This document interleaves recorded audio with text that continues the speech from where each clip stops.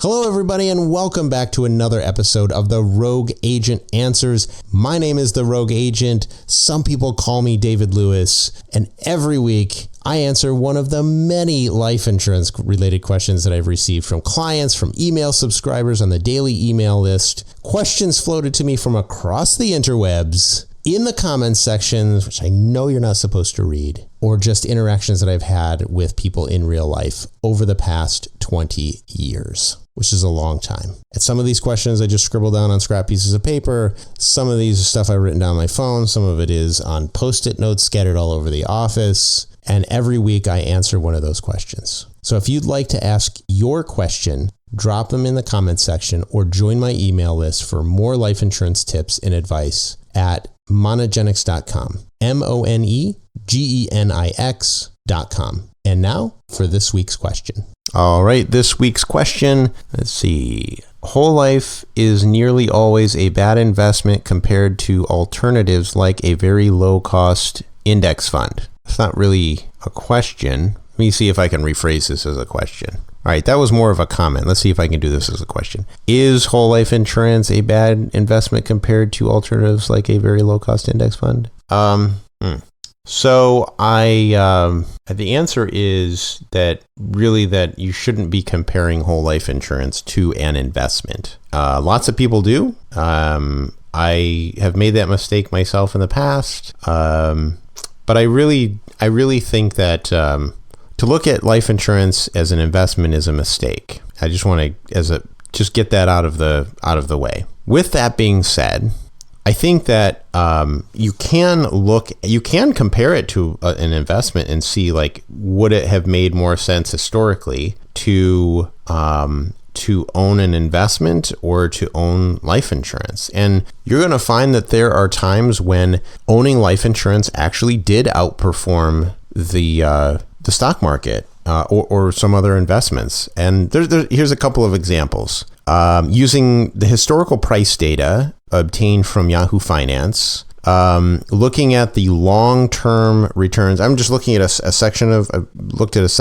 a period of time. And this is arbitrary, by the way. Like, you could look at different time periods where this will work and time periods where this won't work. But just to give you an example of a time when it did work, using the historical returns of the Vanguard Long-Term Treasuries Fund, VUSTX.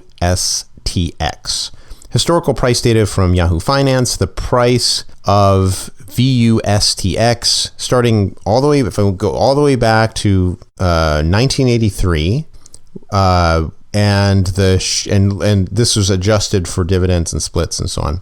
They list the share price, which is, by the way, this is like trying to go back as far as I can go in the data that Yahoo has publicly available. It's the share price for VUSTX is listed as $1.12 per share. By December, if you fast forward to the end of December of 2012, the share price had risen to $9.83 per share. So that works out to be almost 30 years returns of about 8%, which is kind of, people say, well, that's kind of what you would expect from that. That doesn't include taxes or anything. The real return would be lower than that. So if you subtracted out, let's say, investment, if an investment advisor fee or whatnot, if it's Vanguard, those fees are going to be really low, assuming you have something through there. But if you subtracting out fees and so on and so forth, if you subtract out taxes, you're going to look at a slightly less return, depending on the tax rate. If your tax rate is low, or if you're in a Roth IRA, the tax rate's going to be 0 essentially. But your tax rate could also be in the 6.5% to 7.5% range, depending on what your tax rate is.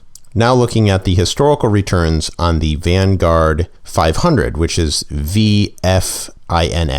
So again, going all the way back to 1983, the share price starting at $8.14 per share, adjusted for splits and dividends. By the end of 2012, the price of VFINX was listed at $114.85 per share. So that means if an investor, did just monthly contributions through a 401k or whatever, just month in and month out from 1983 to 2012, the gross return before taxes would have been a roughly 8.5%. And I mean, 8.5% is really good. Again, you subtract out taxes, you could be looking at, let's say, 8.5. If you are in the 15% tax bracket, you may be 7.22% net after tax. If you're in a higher tax bracket, obviously the net return is going to be lower. Now, why did I look at 1983 to 2012? I mean, it's kind of an arbitrary date range to be looking at.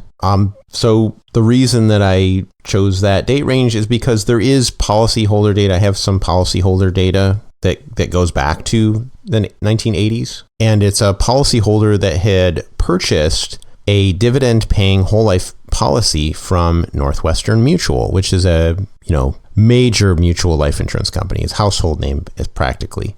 And this policyholder bought his policy back in 1983 and held it until he held it beyond 2012, but the calculated return was done at 2012. And his net return on cash surrender values for those nearly 30 years, roughly 30 years or so, was 7%. This was, people talk about, there's fees, there's all this other stuff, agent commissions, all this other. Yeah, this is net, a 7% return net of all those expenses. So that compares very favorably to a bond fund, right? Index fund, where the investor could have earned maybe 6.5 to 7.5% return, or even in this case, the Vanguard 500, the S&P 5, the standard, like the gold standard S&P 500 index fund, where an investor would have earned approximately 7%, and assuming a 15% tax bracket. If you're in a 20-25%, if you're like higher income, the whole life policy actually performed better. So this argument that no, whole life insurance it earns like 1 or 2%, blah blah blah. No, not true.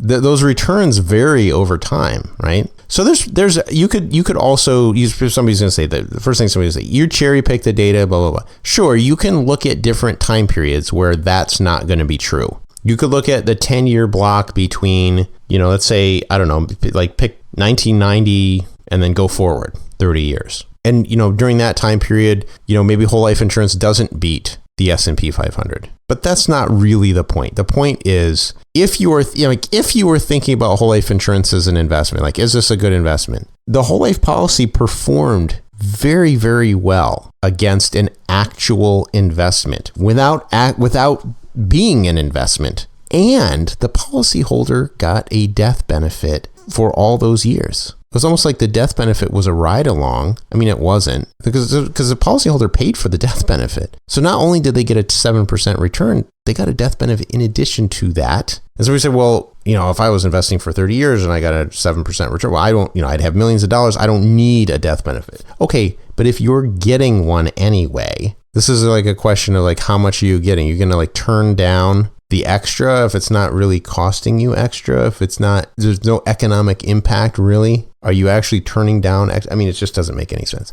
Anyway, so the investor without life insurance did not outperform the policyholder who held his policy, did very well, by the way. And so there are time periods where that works for decades. For multiple decades at a time where that can work. It doesn't mean that it will always work, and it's not necessarily supposed to work that way, but it can work that way. And so I think this is something that a lot of people don't, they find it difficult to believe. And by the way, Northwestern Mutual is not the only one. Mass Mutual, the Guardian Life Insurance Company of America, Penn Mutual, there are other companies, New York Life, those companies all performed very, very well against an investment. If you looked at like an actual investment as opposed to life insurance being life insurance, but if you looked at an investment compared, they all did very well against an investment during various times, over the past, let's say 50 years. But again, life insurance is not about like, hey, let's compare it and see what we can do against an investment and then just pick the one with the higher number. You pick life insurance not because you think you're going to beat a stock market index. You pick life insurance because you want a zero volatility hedge against an investment, and you want protection against an investment. You want protection against essentially volatility. That's why you choose a zero volatility asset like whole life insurance. Because the whole life policy, yes, you get cash values. Yes, those cash values can grow at a very good rate. But you also are getting the death benefit. You're getting, in a lot of cases, especially on the newer whole life policies, you're getting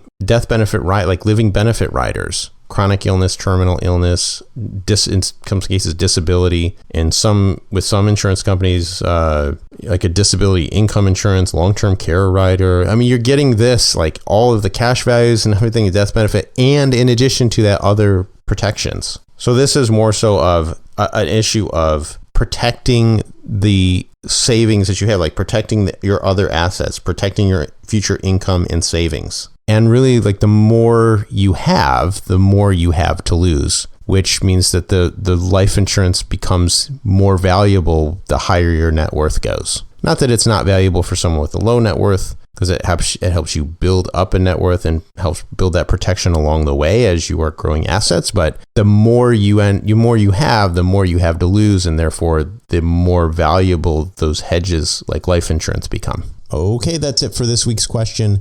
If you'd like to add your question to the list, just drop them in the comment section or send me an email. And if you want more life insurance tips and advice, just head on over to monogenics.com, monegenics.com, and sign up for my daily email list.